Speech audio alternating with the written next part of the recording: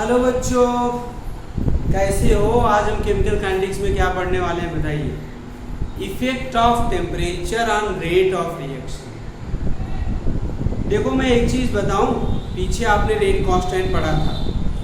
Temperature बढ़ाओगे तो rate constant क्या होगा? बढ़ेगा। और रेट कांस्टेंट बढ़ गया तो रेट ऑफ रिएक्शन क्या होगा? बढ़ जाएगा। ठीक है ना?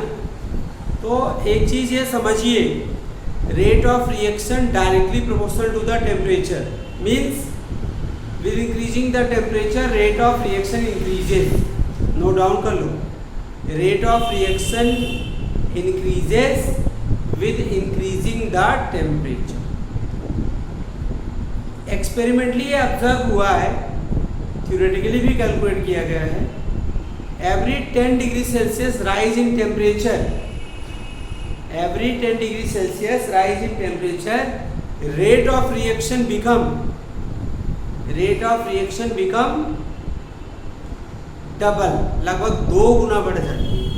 अगर आप 10 डिग्री सेल्सियस टेम्परेचर बढ़ाएं तो रेट ऑफ रिएक्शन, जैसे हमने टेम्परेचर 293 था और 293 से बढ़ाकर क्या कर दिए? 303 कर दिए, मतलब 10 डिग्री सेल्सियस बढ़ा दिए। तो रेट ऑफ रिएक्शन क्या हो गया? 2 टाइम्स बढ़ गया। अगर 293 से 313 कर दिया तो कितना बढ़ गया? 4 टाइम्स बढ़ जाएगा। ठीक है ना? तो याद रखना, तो every 10 degree Celsius rise in temperature rate of reaction become double. ठीक है ना? तो ये बात समझना, rate of reaction directly proportional to the temperature. Temperature बढ़ेगा तो रेट ऑफ रिएक्शन क्या होगा? बढ़ेगा। ठीक है ना? अब इसी में हम बात कर लें थोड़ा सा टेम्परेचर कॉफिशिएंट। तब आगे बढ़ते हैं, क्या बढ़ते हैं? Temperature coefficient.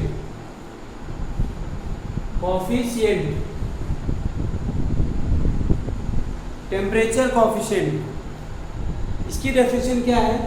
The ratio of rate constant eight 35 degree Celsius temperature and rate constant eight 25 degree Celsius temperature called temperature coefficient. और इसकी जो वैल्यू होती है ना, 2 to 3 टाइम्स होती है। Rate of reaction temperature coefficient क्या होगा? The ratio of rate constant eight 35 degree Celsius temperature and 25 degree Celsius temperature called temperature coefficient. और ये टेम्परेचर कोएफिशिएंट क्या होता है? 2 to 3 टाइम्स। क्या होता है? 2 to 3 times. Got it? Clear हुआ कि नहीं क्लियर हुआ? ये ध्यान रखना। 2 क्या होता है? 3 टाइम्स टेम्परेचर कोएफिशिएंट। अब इसमें क्या हुआ? Effect of temperature on the rate of reaction explain by the Arrhenius. क्या आर्हेनियस ने एक्सप्लेन किया था, और उन्होंने इसको एक्सप्लेन करने के लिए इक्वेशन दिया, आर्हेनियस इक्वेशन। क्या दिया? Arrhenius equation. The quantitative relationship between the rate constant and temperature determined by the Arrhenius. और वो रिलेशन ये दिया, K equal to the A into minus EA upon RT। K equal to the A into EA upon क्या हो जाएगा? RT। ध्यान रखिएगा, this is the Arrhenius equation. यहाँ पे K क्या है बच्चों? पढ़ते आ रहे हैं, रेट कांस्टेंट है। क्या है? Rate constant. A क्या है? Capital A। आर्हेनियस फैक्टर है। क्या है? आर्हेनियस कांस्टेंट बोल सकते हैं इसको, आर्हेनियस कांस्टेंट, या इसको बोलते हैं प्री एक्सपोनेंशियल फैक्टर। अच्छा, E क्या होता है? एक्सपोनेंट, मैथमेटिकल टर्म है। E क्या है? एक्सपोनेंट होता है। क्या होता है? एक्सपोनेंट। और EA क्या होता है? EA नई चीज जो आ रही है आपको यहाँ पे, एक्टिवेशन एनर्जी। क्या होगा? Activation energy. और R क्या है आपका? Gas constant. R क्या है? Gas constant. T क्या है? Temperature in kelvin. ध्यान रखना, T क्या है आपका? Temperature in kelvin. ठीक है ना? अब इसमें एक नई चीज आई है, पहले इसको पढ़ लें फिर हम आगे बढ़ेंगे। क्या है आपका? Activation energy. क्या पढ़ना है? एक्टिवेशन एनर्जी, जिसकी डेफिनेशन लिखोगे आप लोग, एक्टिवेशन एनर्जी को EA से रिप्रेजेंट करते हैं। देखिए जब कोई रिएक्टेंट प्रोडक्ट में बदलता तो प्रोडक्ट में बदलने से पहले एक उसकी इंटरमीडिएट स्टेट होती है। रिएक्टेंट प्रोडक्ट में बदलता है तो प्रोडक्ट से बदलने से पहले एक उसकी क्या होती है, स्टेट होती है। क्या होती है? स्टेट होती है, इंटरमीडिएट स्टेट।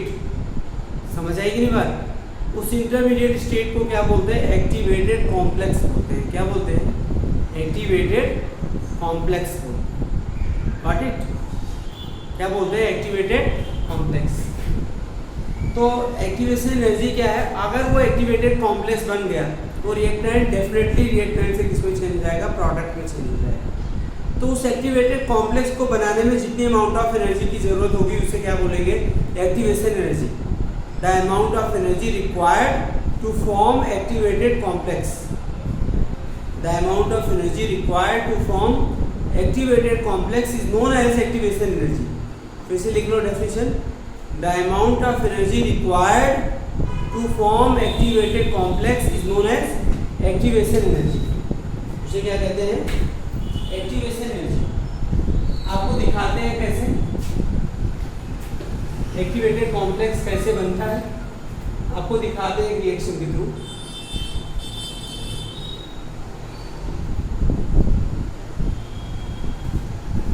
जैसे देखो H2 है, H2 हाइड्रोजन हाइड्रोजन प्लस क्या है?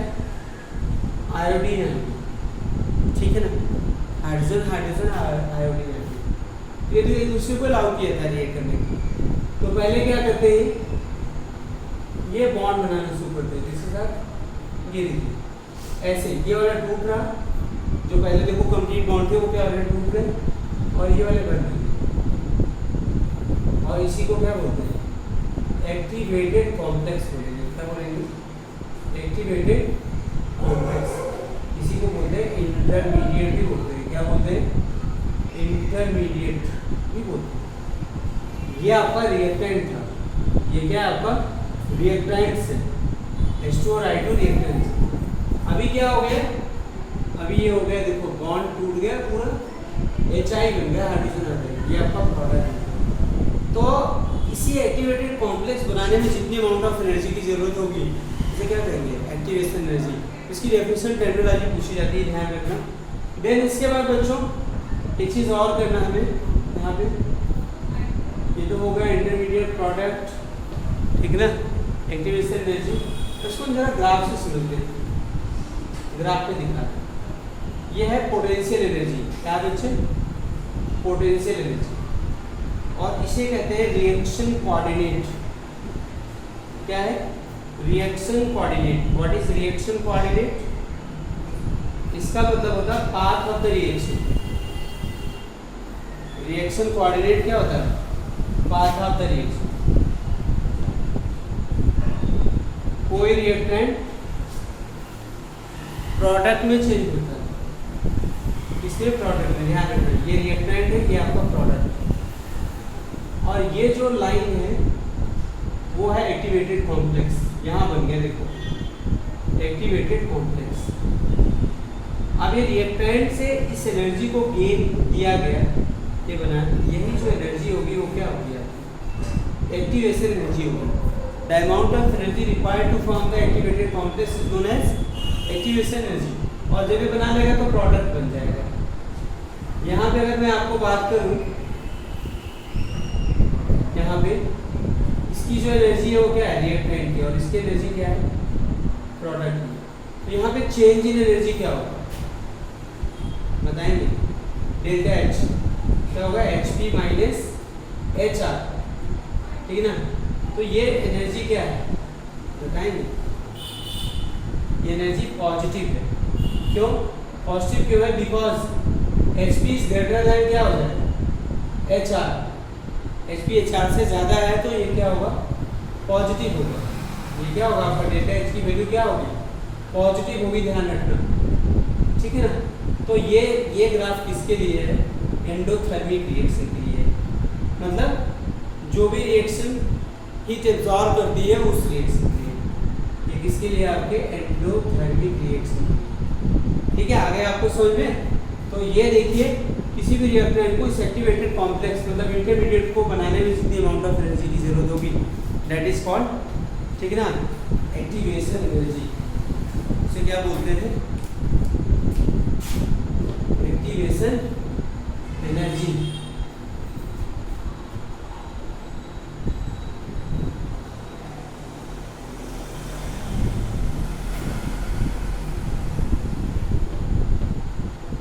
अब एक्सोथर्मिक रिएक्शन के लिए बना लो। एक्सोथर्मिक रिएक्शन में हीट निकालता तो प्रोडक्ट एनर्जी रिएक्टेंट से क्या होगी? कम होगी। इसके लिए ग्राफ क्या होगा? कभी कभी कंपेरिटिव नीट एग्जाम वगैरह में आता है। ये आपका पोटेंशियल एनर्जी है, इसे क्या बोलेंगे? रिएक्शन कोऑर्डिनेट बोलेंगे। क्या बोलेंगे? Reaction coordinate. तो यहाँ पे प्रोडक्ट की एनर्जी रिएक्टेंट से क्या होगी बेटा? कम होती है। Here is the reaction. What is reaction coordinate? The path of the reaction called reaction coordinate. मतलब देखो रिएक्टेंट प्रोडक्ट में चेंज हो रहा तो पाथ ही तो हुआ है। अच्छा इस समय यहाँ पे व्हाट इज दिस? ये आपका एक्टिवेटेड कॉम्प्लेक्स है। क्या है? एक्टिवेटेड कॉम्प्लेक्स मतलब वही इंटरमीडिएट बनाना है। तो जितनी अमाउंट ऑफ एनर्जी चाहिए इसको ये बनाने के लिए वो क्या होगा? एक्टिवेशन एनर्जी होगा। क्या होगा? एक्टिवेशन एनर्जी होगा। तो अब बच्चों यहाँ पे देखिए ये किसकी एनर्जी है? HR और ये किसकी? HP। तो डेल्टा H इक्वल टू क्या हो जाएगा? HP minus HR। और यहाँ पे डेल्टा H की वैल्यू क्या होगी बेटा? नेगेटिव। तभी तो प्रोसेस एक्सोथर्मिक है। क्यों? अच्छा पूछो एक्सोथर्मिक रिएक्शन। अब पूछो नेगेटिव क्यों हुआ? अरे भैया यहाँ पे HP की एनर्जी क्या है? कम है किससे? HR से। तो प्रोडक्ट एनर्जी कम है HR से तो क्या होगा? तो उसका डिफरेंस तो नेगेटिव ही आएगा ना। तो ये किसके लिए हो गया? आपका एक्सोथर्मिक रिएक्शन के लिए होगा। किसके लिए? एक्सोथर्मिक रिएक्शन के लिए। अच्छा एक चीज़ अभी हमने बताया आपको आरएनएस इक्वेशन से आपने क्या किया? K equal to the A into ये अपॉन RT। इसको इस आरएनएस इक्वेशन का ये वाला पार्ट बेटा फ्रैक्शन ऑफ मॉलिक्यूल भी बोला जाता है। क्या बोला जाता है? पूरे पार्ट को फ्रैक्शन ऑफ मॉलिक्यूल। कभी फ्रैक्शन ऑफ मॉलिक्यूल अगर फाइंड करना है किससे निकालना? हैविंग एक्टिवेशन एनर्जी जो मतलब उसको कन्वर्ट कर देता है। ठीक है ना? ये क्या होता है? फ्रैक्शन। इसके डिफरेंट डिफरेंट फॉर्म होते हैं। जैसे आपको के को सॉल्व करना है तो ई के नाम में नहीं सॉल्व कर पाएंगे। हाँ क्वेश्चन दिया हो तो कंपेयर करके सॉल्व कर लेंगे, अभी आपको हम बताएंगे। तो पहले इसके डिफरेंट फॉर्म देखो। पहला फॉर्म तो ये है रेट कांस्टेंट टेम्परेचर पर कैसे डिपेंड करता है, इससे भी फाइंड कर सकते हैं। दूसरा अगर हम नेचुरल लॉग ले लें इसका तो ये क्या हो जाएगा? ln के और लॉग की प्रॉपर्टी जहाँ लग जाएगी बेटा। और जब नेचुरल लॉग लेते हैं तो एक्सपोनेंट हट जाता है तो क्या आ जाता है? ये अपन आर। ये भी एक फॉर्मूला, इस पर भी न्यूमेरिकल पूछा जाता है, ध्यान रखिएगा प्लीज। ठीक है ना? ln के आपको मैंने केमिस्ट्री में पढ़ाया, इलेक्ट्रोकेमिस्ट्री वगैरह में भी ln इक्वल हो जाएगा। इसी चैप्टर में पढ़ाया था 2.303 लॉग बेस 10 में हो जाती है। देखो यहाँ पे ln है, यहाँ पे ln तो हो जाएगा। चलिए रखिए देखते हैं क्या हुआ। तो ये आपका हो गया 2.303 लॉग में बदल गया बेस 10 में, जिसमें हम सॉल्व कर सकते हैं। और ये क्या होगा? 2.303 लॉग ए, ये भी एक फॉर्मूला हो गया, माइनस ये अपन क्या होगा? RT, माइनस ये अपन क्या होगा? RT। अब बच्चों एक चीज़ देखिए आप, अब इस पूरी इक्वेशन को 2.303 से डिवाइड कर दो। यहाँ डिवाइड किया तो लॉग के आ जाएगा, यहाँ डिवाइड किया तो लॉग ए आ जाएगा, यहाँ डिवाइड किया तो नीचे आ जाएगा क्योंकि ऊपर है। तो आप इस इक्वेशन को लिख सकते हैं log K equal to log A minus ये अपन क्या हो जाएगा? 2.303 RT। ये ग्राफ ये हो गया। ठीक है ना? अभी मैं सबके बीच में ग्राफ प्लॉट करूँगा, ध्यान रखना। यहाँ हम ग्राफ प्लॉट करेंगे, समझाएंगे। ठीक है? अगर आपको ग्राफ प्लॉट करना हो किसके बीच में,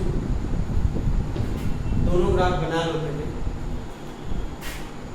अगर आपको ग्राफ प्लॉट करना है ln के इसके बीच में, ln के बीच में और किसके बीच में? 1/t के बीच में। तो आप ये बताइए, ये ग्राफ आपने मैथ में पढ़ा होगा 11th वगैरह में।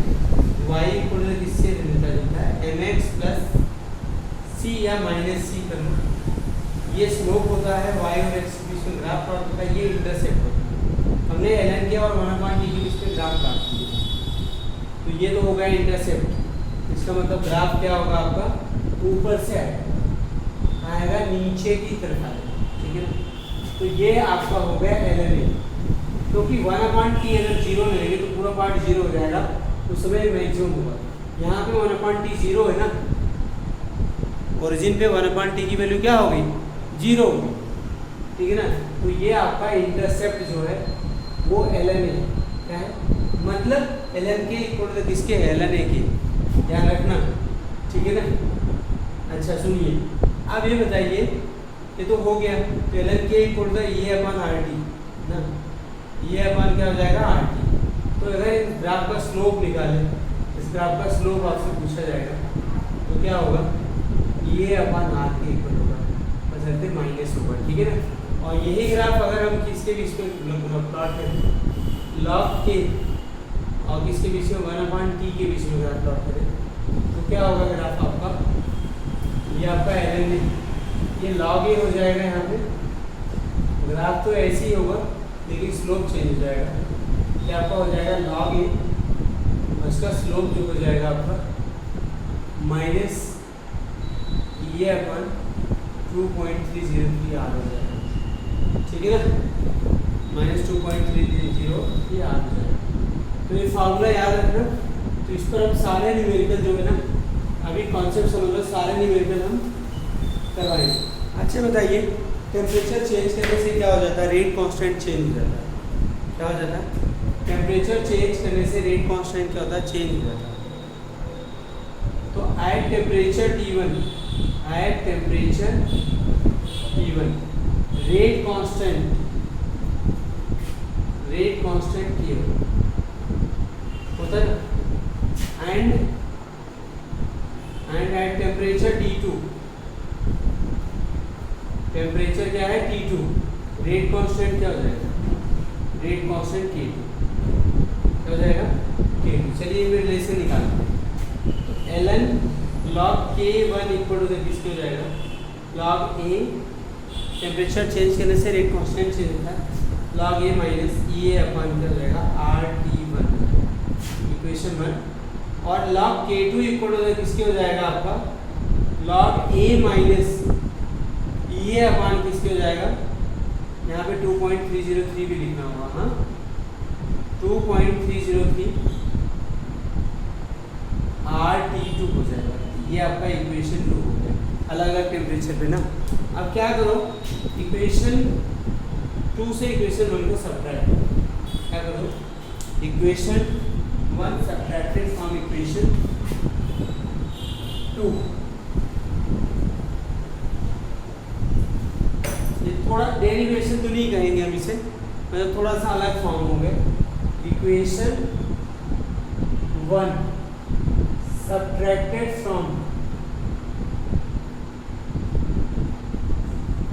इक्वेशन 2। तो पहले 2 लिखो, log K2 माइनस log क्या हो जाएगा, K1 इज इक्वल टू किसके हो जाएगा, बोलो, log A minus E/2.303 RT2 minus log A, अब माइनस माइनस प्लस हो जाएगा, E/क्या हो जाएगा 2.303 RT1। तो ये कैंसिल हो गया बच्चों, और यहाँ पे log की प्रॉपर्टी लग गई, log A minus log B, तो क्या हो जाएगा log K2/Q। अच्छा ये कट ही गया, अब अरेंज कर लो, ये पॉजिटिव नेगेटिव थोड़ा आगे पीछे लिख लो, और क्या 2.303 RT1 माइनस E/अपन किसके जाएगा 2.303 RT2 क्या हो जाएगा RT2। तो यहाँ पे अगर हम बात करें बेटा, और क्या कॉमन ले लें, log K2/K1 is equal to किसके हो जाएगा, E/अपन क्या कॉमन ले लिया 2.303 R, तो क्या हो जाएगा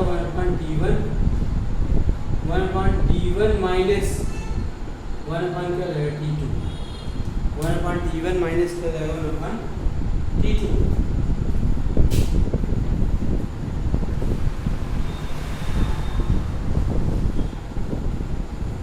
ठीक है, तो इसमें एलसीएम ले लो T1 और T2 को, तो एक फार्मूला बन गया आपका log K2 upon K1 is equal to क्या होगा EA upon 2.303 R T2 minus T1 upon T1 into T2। तो आज की वीडियो में इतना ही कराऊंगा, इसको पढ़ के रखिएगा। मेरी वीडियो को लाइक सब्सक्राइब शेयर ज़रूर करें और पढ़ें ज़रूर, पूरा वीडियो देखें। थोड़ा सिंपल तो होता है लेकिन बहुत ही कॉन्सेप्ट क्लियरिंग सेशन होता है आपका। अगर आप इसको पढ़ेंगे जितना अच्छे से उतना आपके लिए क्या होगा, बेटर होगा। कोई डाउट हो तो लिखिए। फॉर्मूला याद रखना होगा, कॉम्पिटिटिव एग्जाम में भी इन पर क्वेश्चन पूछे जाते हैं। तो अगली क्लास में हम जो कल कराएंगे, अगली क्लास में आपको ठीक है ना, ये मैक्सवेल प्रोबेबिलिटी डिस्ट्रीब्यूशन का कराने के बाद आपको इस पर सारा न्यूमेरिकल करवाऊंगा। Okay, thank you very much, see you tomorrow, ठीक है ना। और कोई डाउट हो तो आप ज़रूर चैट बॉक्स में